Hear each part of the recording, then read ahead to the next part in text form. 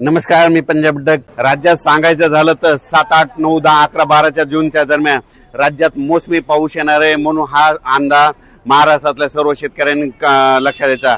आजपासून कंप्लीट 9 दिवस शिल्लक राहिले शेतीचे कामे करण्यासाठी. शेतकऱ्याला विनंती की तुम्ही काय करा, या 9 दिवसामध्ये शेतीचे कामे करून घ्या, कारण की राज्यामध्ये 7, 8, 9, 10, 11, 12 दरम्यान मोसमी पाऊस बरसणार आहे म्हणून हा अंदाज लक्षात द्यायचा.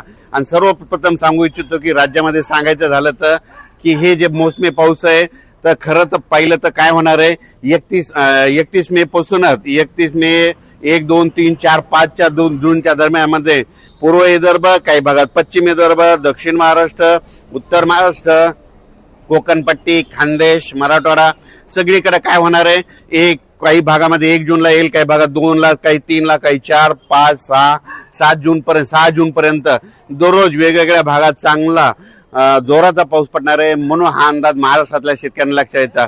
पण हे 6 जून पर्यंत पाऊस पडल्याच्या नंतर त्याच्या पाठोपाठ लगेच मोसमी पाऊस येणार आहे आणि 31 आणि 1 तारखेला केरळमध्ये मान्सून दाखल होणार आहे आणि केरळमधून कंप्लीट 5 ते 6 दिवसामध्ये ते महाराष्ट्रात येणार आहे.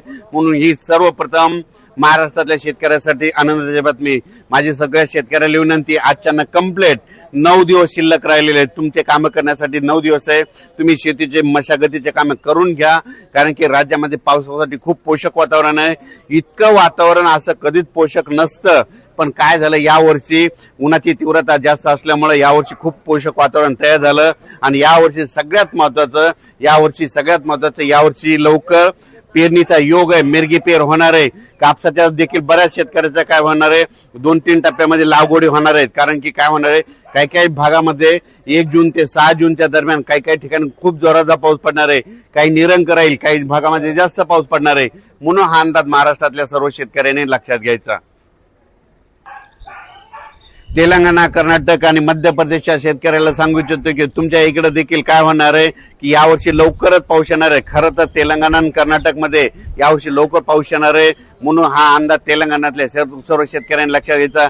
कर्नाटकच्या देखील सर्व शेतकऱ्यांनी अंदाज लक्षात घ्यायचा. आंध्र प्रदेशच्या शेतकऱ्यांनी देखील अंदाज लक्षात घ्यायचा आणि आपण आपल्या पेरणीचं नियोजन लावायचं. सांगायचं झालं तर यावर्षी सगळ्यात महत्वाचं म्हणजे एवढं पोषक वातावरण कधीच नसतं, पण यावर्षी सगळ्यात चांगलं वातावरण आहे. मी म्हटलं होतं ना, 2026ला शेतकऱ्याची पिकं चांगली येणार. ज्या वर्षी पेरणी लवकर होते त्या वर्षी शेतकरी मालामाल होतो, म्हणून हे लक्षात घ्यायचं. शेतकऱ्याला एक सांगू इच्छितो की यावर्षी देखील काय होणार आहे, ज्यांनी जर गडबड केली तर त्यांच्या काय होणार, 3 म्हणजे लवकर पेरणी होतील. मध्ये 7, 8, 9 ते मध्ये 15 पर्यंत काही जणांच्या पेरण्या होतील. त्याच्यानंतर काय होईल, 17, 18, 19च्या दरम्यान एक पाऊस येईल, त्याच्यामध्ये काही जाण्याचे होते. त्याच्यानंतर 25 ते 30 मध्ये एक पाऊस येणार, मोसमी पाऊस त्याच्यामध्ये होतील. आणि याच्यातून जर काही उरले तर मग ते 7 जुलैच्या दरम्यान जाते. पण यावर्षी मात्र पेरणीचा खूप चांगला योग आहे म्हणून अंदाज लक्षात घ्यायचा. उत्तर महाराष्ट्रात देखील काय होणार आहे, 1, 2, 3च्या दरम्यान चांगला पूर्व मोसमी, खरं तर ते मोसमी पाऊसच असतो म्हणून हे अंदाज लक्षात घ्यायचा. म्हणून हे लक्षात घ्यायचं, चांगला पाऊस पडणार आहे.